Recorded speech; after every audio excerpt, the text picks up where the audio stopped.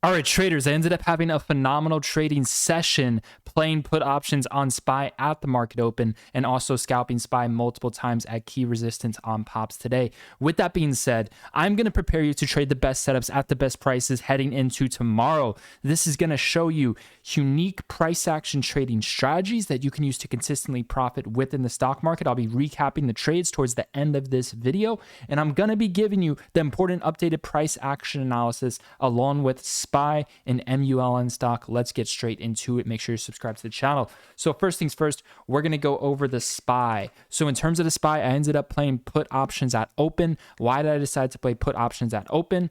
Because my number one rule in a bear market is to never buy call options when we are at a key resistance level at the daily chart and when we are also at a strong resistance with a gap to fill above for a gap close reversal for a gap to fill below. I'll be explaining what all that means here shortly. But basically, in terms of the SPY, you can see right here, there was a gap to fill at $388.55. There was a gap to fill at $390.12.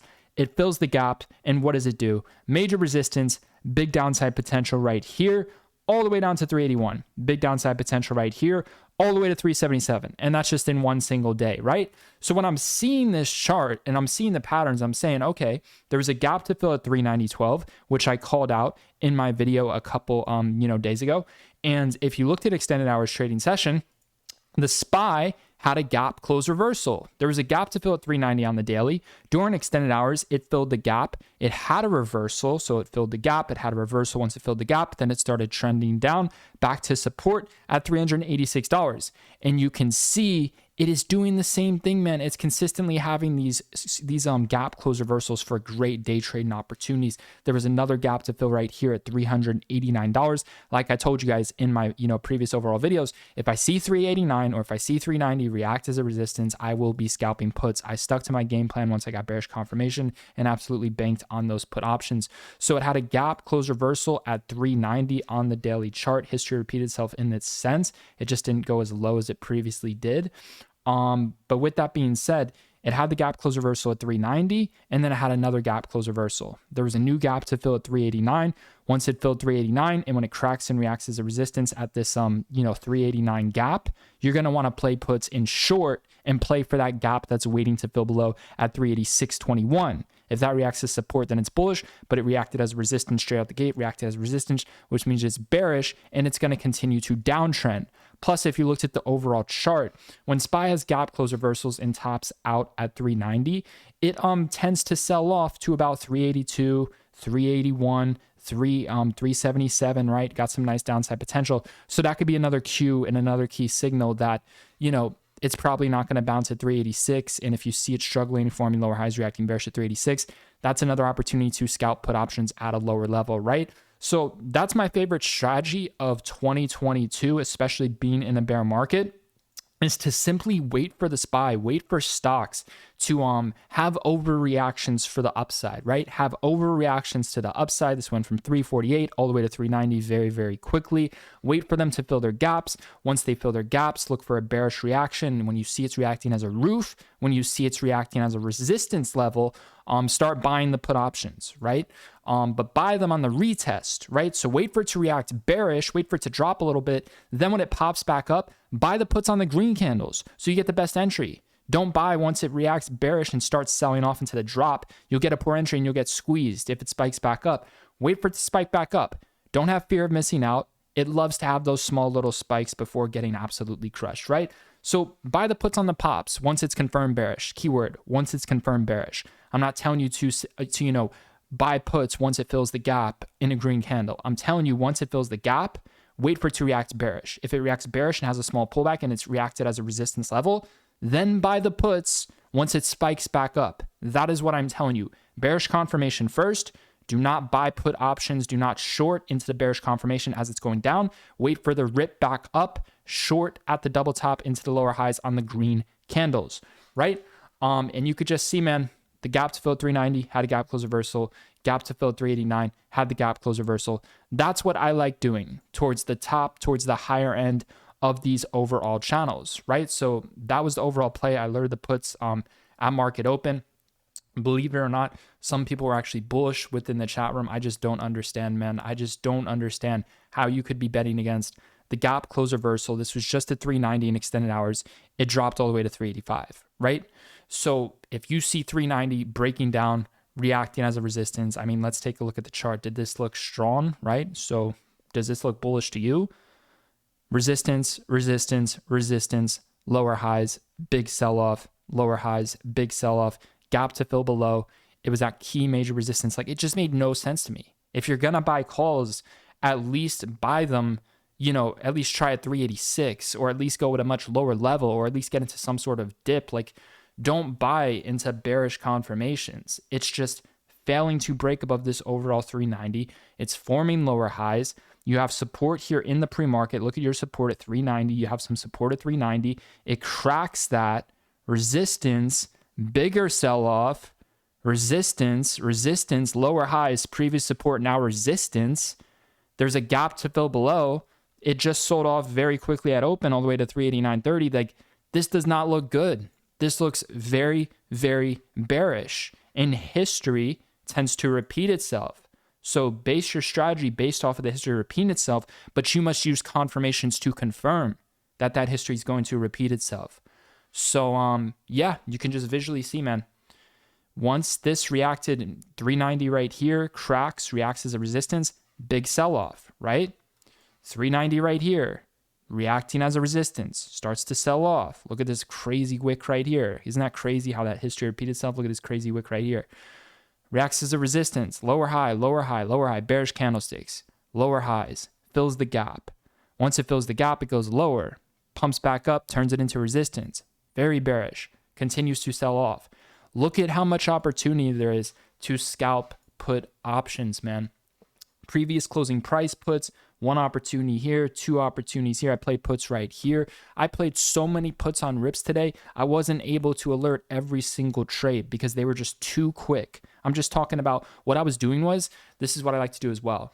So, 386, nice whole round number, previous closing price. When it rips above 386 and forms bearish reactions, I buy the puts slightly above 386, out of money, 386, out of money, barely out of money strike. Once it starts to become in the money, I take my profits. I did the same thing here at 386, did the same exact thing.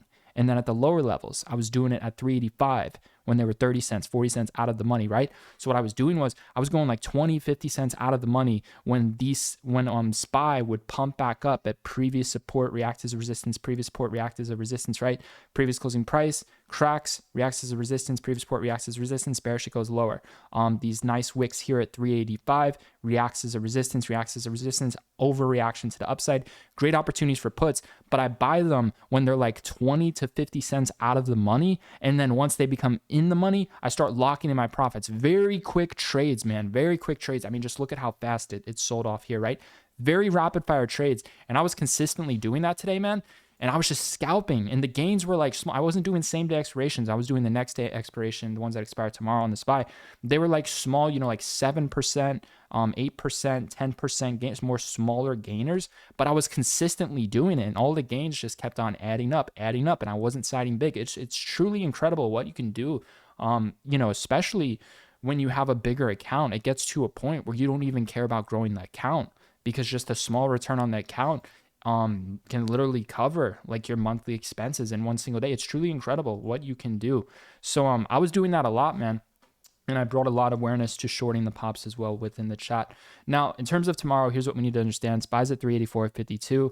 So let's draw our new levels. Here's what we know. SPY's having a gap close reversal. We know that. It's having back-to-back gap close reversals. We also know when it reacts bearish at this level, it tends to sell off to about 382, 381, 377, right? So this is the key. The bears need to crack 385. 385 is your make it or break it level. Look at this. This is the 30-minute chart. 385, big downside potential to 380.60. Big downside potential to 381.70. Big downside potential to 382. And then we saw that one time where it dropped to 377 on the daily, right? And you can see right here it had a massive sell-off once 385 reacted as a resistance. So for the bears to remain in control tomorrow, we need to crack below 384.50. That 384.52 needs to react as a resistance, the previous closing price. As long as we stay under 385, this is super overall bearish. I'm going to say the bear zone is going to be 386 to 384.52. that needs to react as a resistance level. But in true strength, in an ideal world, what you really need is it needs to stay under this 385.50 right here, and it needs to crack and turn 385 into resistance. That's what it needs to do. For it to go super bearish, and when it's really confirmed bearish, crack under 384.52, should go to 383, 382, nice breakdown, right? Now, for the bulls to flip this, for a true flip to really kind of occur, we need to see a strong break tomorrow. So for the bulls to take control, a strong break above like 386, above this 386, 386.20 previous closing price. If that can break out, turn into support, the bulls are going to flip it. Look at this. Support, big upside potential. So again, your key levels. For the bulls to truly gain control into tomorrow, they need to pump above 386.20. If they pump above 386.20, it gets very dangerous for the bears, and then it's going to try to rally back up to this 390s. Now, as long as we stay under, for true strength for the bears and for them to really tear this down to like 381, 382 tomorrow, they need to stay under this level, right? So that's the bull level for true strength. They need to pump above that. Now, the bear level for true strength, they need to stay under this level, 385.50. This strong support here where it pumps to almost 390, right? They need to stay under 385.50, and they need to crack 384.50. A crack under 384.50 will send this stupid bearish. Look at this chart, man. It just doesn't look that bullish. This chart doesn't look that bullish at all. But in terms of pattern recognition, this is looking similar to yesterday in a sense, like in some sort of way. Look at the 30-minute chart here from yesterday. Look at this, right? Look at this chart. Now compare it to this. See how it's kind of similar? And in a sense, SPY rallied up during extended hours and it sold off. So what I would hope for is, man, this is what I would do, man.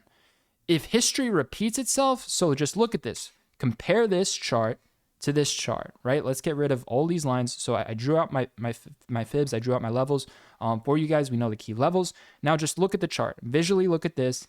Visually look at this, right? They look kind of similar, right? If you just compare this and you compare this, it looks kind of similar. So if history repeats itself, because it kind of is in a sense, what I would hope for is, I would hope for SPY to rally, and it's even going up right now. See how it went up during extended hours yesterday? It's going up right now during extended hours. So if this can pump, it's probably going to sell off, and history is going to repeat itself. So pay attention to this pattern, because this pattern, it's repeating, and it's looking very, very similar. And in terms of that pump, it pumps from 386 to 391. So basically 5 points from the closing price. This closed at 384.50. So if that history order repeats itself to an exact T, what I would do is, if this is up in the pre-market, if you see it struggling and reacting as a resistance level towards this like 388 to 389, see, that's how I measure moves. Last time it went up 5 points from the highs. If you see this, right?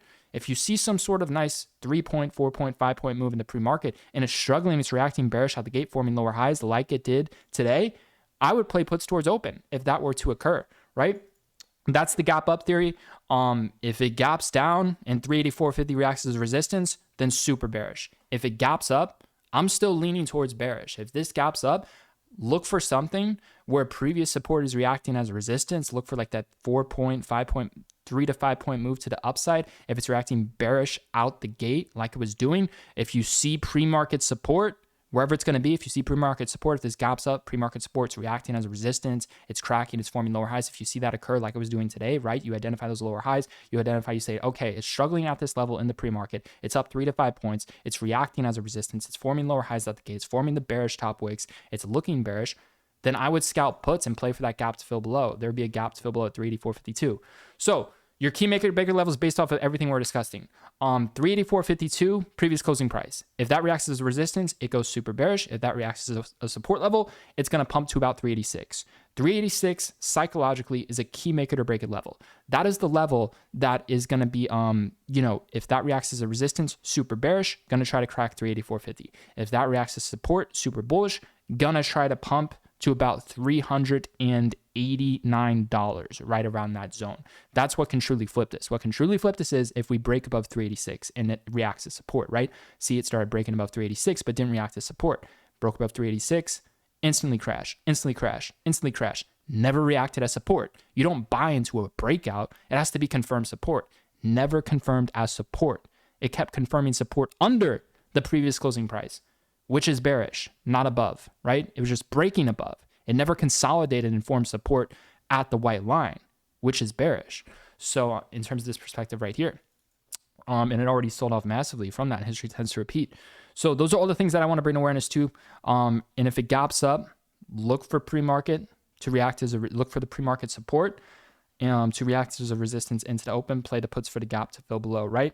So our key potential levels, if it gaps up, 388 to 389, basically 3 to 5 points above this previous closing price. To confirm bearish, look for pre-market support to react as a resistance level, right? Once that happens towards open, if you see it occur, then play the puts. If it doesn't occur, then don't do anything. We don't want to buy call options high in a bull fucking market. That's the dumbest thing you could be doing. Now, if it gaps down, 384.50 needs to react as a resistance. For true strength on the bears, it needs to stay under this. True strength for the bears, we need to stay under this 385.50, this 386. It needs to stay under that. What will send this to fucking hell will be a crack under 384.50. If we can just turn 384.50 into resistance, we should drop below 383.30. If we go below 383.30, based off the daily chart, we should see a minimum pullback to $382, right? $382, right around there would be profit taking zone. Those are the key make it or break levels for SPY. That's what I want you to understand in terms of the SPY. In terms of MULN, as soon as I posted that video, and I posted that video when the stock market was open very early in the day, I believe around like 12 p.m., something like that, it sold off very, very fucking hard. So it's just amazing on how you can use this strategy both ways. You can use this strategy long and short. You can use this strategy on any stock. The same strategy that I used to predict that MULN was going to crash was the same strategy that I used to buy put options on the SPY. Gap close reversals at the key make it or break it levels. MULN has support right here at 52 cents. If that strong support with big upside reacts as a resistance, it is going to sell off. We confirmed it was resistance. We said, okay, there's a gap to fill here. There's a gap to fill here, just like SPY. SPY had those two little gaps. Remember at 390, 389, reacts as a resistance, reacts as a resistance. There was a gap to fill right here at 54 cents, reacts as a resistance. And then it sells off to fill the gap below. You can do this with any stocks. You can do this with small cap stocks. There's brokers that allow you to short these stocks. You're using the right brokers like Centerpoint Securities, Cobra. Like there's a lot of different options, right? But I focus on options because that generates the biggest percentage returns. You don't have to pay expensive hard to borrow fees. But what I'm saying is you can use this on anything, man. Shares, options, futures, whatever it is that you're doing, you can use these gap strategies. I choose options because that is the best way to be trading, in my opinion, especially, with these type of strategies. But it's just crazy on how well it works, man. Gap to fill, fills the gaps, bearish reaction, sells off to fill the gap below, right? So it's consistently having gap close reversals. In terms of the update for MULN, there's a gap to fill at 37.61. This is what I want to bring awareness to. So just by looking at the 5-day, 5-minute, in terms of the overall pattern, you can see right here it gaps down and then it rallied back up to fill the gap. Once it filled the gap, it sold off hard. Well, it just gapped down again. So we have this gap to fill above at 47 cents, which is previous support. If that reacts as a resistance, super fucking bearish. The trend would be still overall bearish, right? Is it due for a bounce? It is due for a bounce, and there's a gap to fill below at 37 cents. The reason why I don't really like the idea of buying it, though, is because the overall trend is still bearish, but it could reverse. It's such a shit chart. But basically, for the bulls, you need to stay above. Like I said, I'm just giving commentary here. It's hilarious, man. I'll post a video about SPY, and the channel won't grow. And I'll post a video about some shitty fucking penny stock, and the channel just grows. It's funny how that works. But anyways, 37.61. There's a gap to fill at 37.61. It needs to reverse there. It needs to stay above this 37.61 to 36 cent level. If it can hold that, it's going to rally back up to fill the gap. Last time it did this, it rallied back up to fill the gap, and then it sold off once it filled the gap, right? So just be aware, it's going to try to have a bounce at around this 35 to 37 cent zone. That's what the bulls need to do to pump this. And if it pumps, it's going to go back to previous support. Your previous support is at 45.56. This is your previous support right here. There's a gap to fill 47.64. If that reacts as bearish, the trend is still bearish, right? So if you see this pumping at 35 to 37, that doesn't mean that it's bullish. That just means that it's pumping back to previous support. The trend clearly flipped bearish ever since it filled the gaps, just like SPY just did.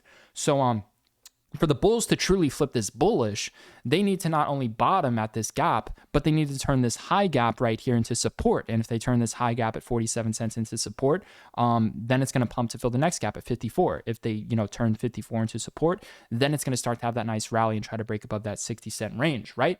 But that's what you need to understand. You need to understand, okay, there's a gap to fill here. If it reacts bearish, then it's going to start to sell off and fill the gap below, like it did right here. So if you see some bearish reaction at 47 cents, if it hits it, whenever it's going to try to hit it, then it's going to go bearish and it's going to try to crack this 37 cents when that occurs. So that's where we're at. It's due for a small bounce. I have no interest in it. The bulls need to stay above 35 cents. They need to, for it to go micro bullish and fill the gap, it needs to, that will occur once 37 reacts as a support, right? So initially, it could react bearish. But what I'm telling you is when it does, so if it reacts bearish, you could just set a price alert if you were interested in it above 37 cents. When it reacts bullish, when there's a floor and not a roof at 37 cents, that's when the gap's going to fill, right? So initially, it could do anything. But initially, stocks like to have trend reversals, but you have to see how it reacts. So if it reacts as a roof initially, it's going to go 35. If it reacts as a support initially, it's going to try to go back to that 45-cent level, right? So just because a key level, say we were interested in dip buying, I'll do a better example. Like, fuck this stock. We'll do SPY. Say SPY, we're interested in puts because daily resistance, bear market, everything, right? We want to do puts, right? Well, if it's 389 is reacting as, if 390 is reacting as support, right? We have this 390 gap at support and it's reacting bullish, then we don't buy the puts. But if it flips and reacts bearish, which can occur at any time, that can occur later today, that can occur tomorrow, that can occur a week from now. What I'm telling you is these are key levels and you need to have some sort of sense of if you want to do puts or calls. So obviously, buy low, sell high, we want to do puts at the higher gaps and we want to do calls at the lower gaps, right? But if it doesn't react the way we want it to, we don't do anything. But that doesn't mean if 390 is reacting bullish right now, let's say, that doesn't mean that at some point in time it can flip and react bearish. And when it does that, that's when we enter. So don't sleep on the key levels. Initially, they can react the way you don't want to trade. And if that occurs, don't do anything. Just set a price alert at the level and then get back in. If we want to do puts at 390, it's reacting bullish, just set a price alert. Say, okay, it's reacting bullish. I'm not going to do anything here. I want to do puts at a great price, but it's reacting bullish. I'm just going to walk away. Set my price alert. Okay, the price alert triggers. It's under 390. Okay, now it's starting to react bearish. Now it's starting to form that roof, right? It's starting to react the way I wanted it to initially, right? The way I wanted it to, but it wasn't like that. So I'm going to enter the trade now because it's reacting the way I want it to. So write that down. It has to react the way you want it to at the key level. It has to form the roof at the resistance at the gaps. It has to form the support on the floor at the support levels. Buy low, sell high in that sense, right? So that's going to wrap up this lesson. I hope you guys enjoyed and learned a lot. If you do want to join Trader Society, that's going to be the first link down below in the description. Within Trader Society, you get to trade live with me every single day. You get access to the chat room. You get access to the video lesson library. We get to learn all the unique gap trading strategies that I've created. There's so much more to it. If you want to check it out, it's the first link down below in the description. We're going to continue to absolutely crush it within this overall market. I'm looking forward to trading and working with you guys. I will see you tomorrow.